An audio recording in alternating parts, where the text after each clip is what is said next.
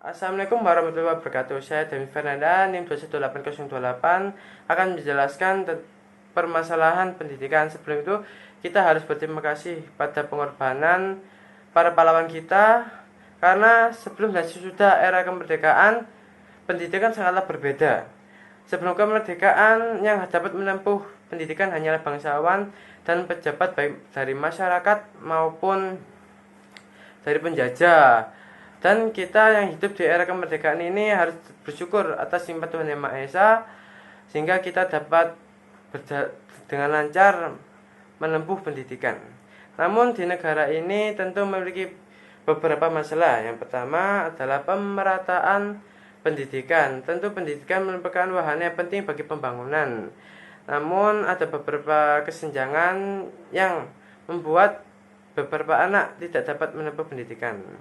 Misalnya, ada beberapa hal penyebab masa pemerataan pendidikan, yaitu keterbatasan guru terampil. Banyak guru yang lebih suka mengajar di sekolah perkotaan daripada di sekolah pelosok karena susahnya akses menuju sekolah di daerah pelosok. Kemudian adalah sarana dan prasarana yang kurang memadai. Tentu di sekolah di kota itu banyak fasilitas dapat dinikmati guru maupun siswa, seperti ruang kelas, toilet, air bersih, perpustakaan. Nah, dan di daerah pelosok sendiri beberapa fasilitas tidak dapat dinikmati karena minimnya ruang kelas, beberapa minimnya toilet, air bersih, bahkan perpustakaan pun tidak memiliki juga ada. Kemudian adalah mahalnya dana pendidikan.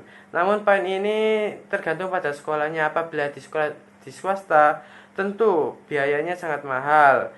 Dan apabila kita ingin sekolah di sekolah negeri, kita harus mempersiapkan diri, karena sebelum memasukinya harus ada seleksi, sehingga tidak semua siswa dapat belajar di sekolah negeri. Kemudian poin 2 kita adalah menjelaskan masalah mutu pendidikan.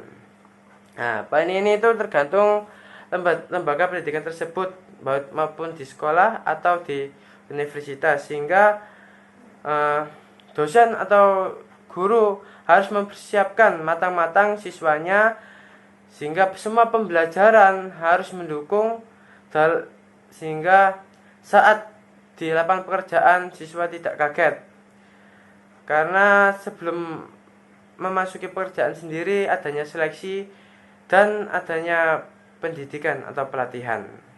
Kemudian poin 3 adalah masalah efisiensi pendidikan, yaitu pemanfaatan sumber daya manusia yang ada. Pada poin ini tergantung pada namanya lingkungan sekolahnya. Misalnya di sekolah ya, banyak pengangkatan guru yang tidak sesuai jurusannya, seperti guru matematika yang mengajar TIK, karena di sekolah sendiri kita harus mempelajari banyak keahlian, sehingga kita tidak fokus pada satu jurusan itu. Dalam pekerjaan kita bisa memanfaatkan hobi kita, seperti mengajar renang, mengajar musik, ya seperti itu. Kemudian adalah masalah relevansi pendidikan, hubungan antara keterampilan lulusan dengan pekerjaannya.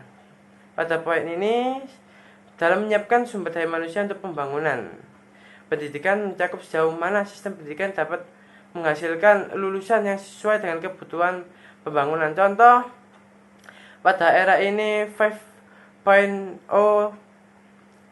banyak diperlukan tenaga IT, sehingga banyak universitas yang menyediakan prodi sistem informasi maupun teknik komputer, sehingga saat di lapangan pekerjaan pesaing perusahaan itu banyak memerlukan jasa para ahli programmer, edit video, maupun memperbaiki komputer itu sendiri. Itulah presentasi saya. Terima kasih. Wassalamualaikum warahmatullahi wabarakatuh.